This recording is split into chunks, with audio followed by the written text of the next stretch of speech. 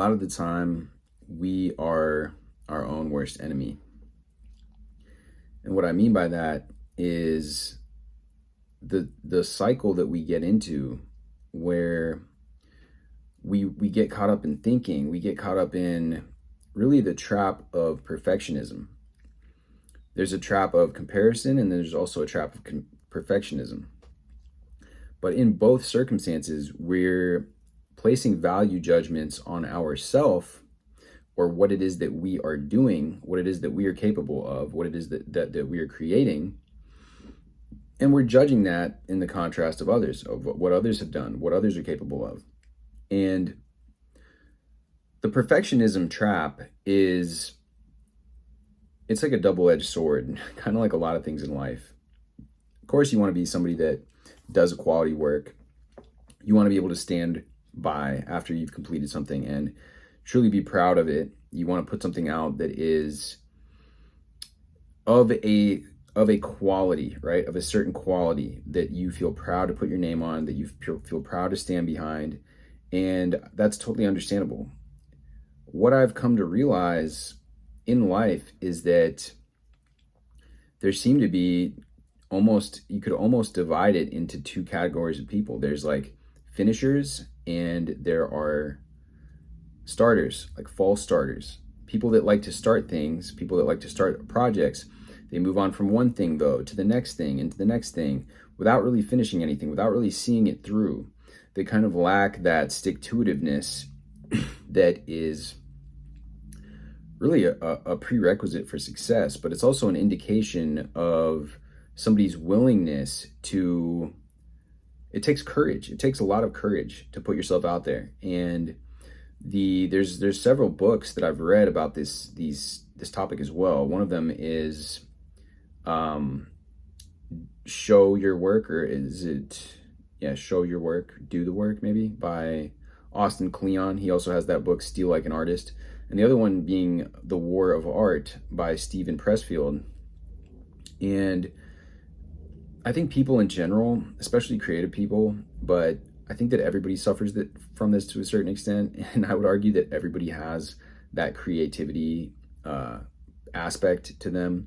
Some people maybe have realized it more than others. Others have kind of like leaned more into the logical side, the logical part of their personality. But we really do stand in our own way when it comes to putting out something, because we are afraid of the judgment of others. And we are afraid not only of the judgment of others, but we're afraid of our own judgment.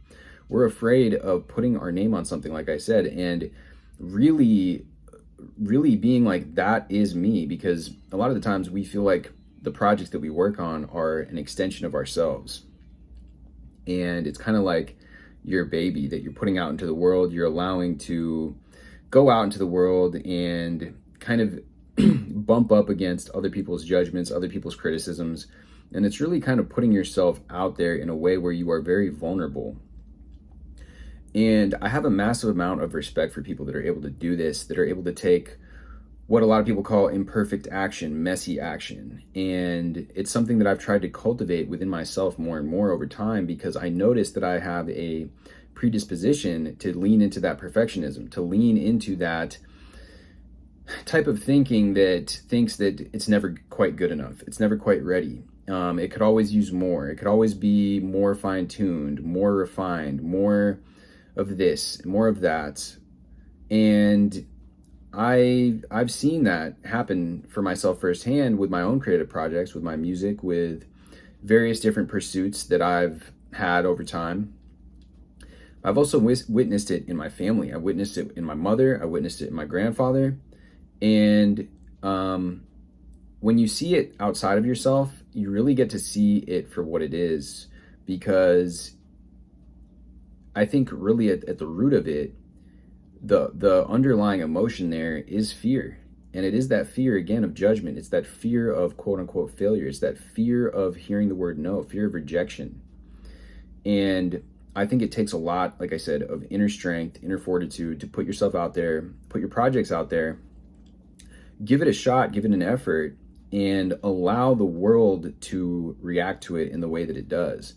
And I try to cultivate this more and more. You can see on this channel, I film all these videos on my phone because I know that I have this quality about me, this perfectionist thing, right? And so I've done everything, I do everything I can, especially when it comes to this channel, to try to root those qualities out. And so what I do with this is I film these videos on my phone because I try to keep the least amount of friction possible for me to do this, for me to get something done, and for me to push the post or the publish button, because I know that I have this predisposition to analyze things and kind of overthink things a bit, and kind of try to polish something up and kind of sit on it without posting it or without putting something out because I think that it still needs work and it still needs this and that. So I've done everything I can in terms of this, like I said, to make sure and ensure that it is as frictionless of a process as possible for me, so that I'm able to just post it and get it out there. Because I know that if I add more steps to the process, that those natural kind of tendencies might kick in, and then I may not do it. I may not post it. I may, whatever. And so with that being said, I think, and I've heard different people have said, oh, like you should get a microphone and you should get a nicer camera and you should do it like this and do it like that. And while that's all well and good, I've also heard other people say that, hey, they appreciate how it is, just how I'm doing it, because they think that people want, it feels kind of raw, it feels kind of authentic doing it this way. And I don't know. I'd be curious what your guys' thoughts are, if you guys want to leave any feedback on that, and how you feel like the audio quality is and the video quality and all of that. But I know for me personally that doing it like this has actually been a real big blessing, because I feel like if I was to do that and get a specific camera with a specific microphone and have all this stuff and make sure that I had the perfect setup every single time I wanted to record a video, that I probably would be posting way less videos. And it may be the case that I might not even really be posting videos, because again, I know that I have that tendency to, once I start putting things in the way, then I will almost psych myself out, because I'm like, oh, well, now I'm striving for this perfect audio quality or this perfect video quality or whatever that might even be. Whereas if I do this more casually, I'm kind of just like, yeah, it's whatever.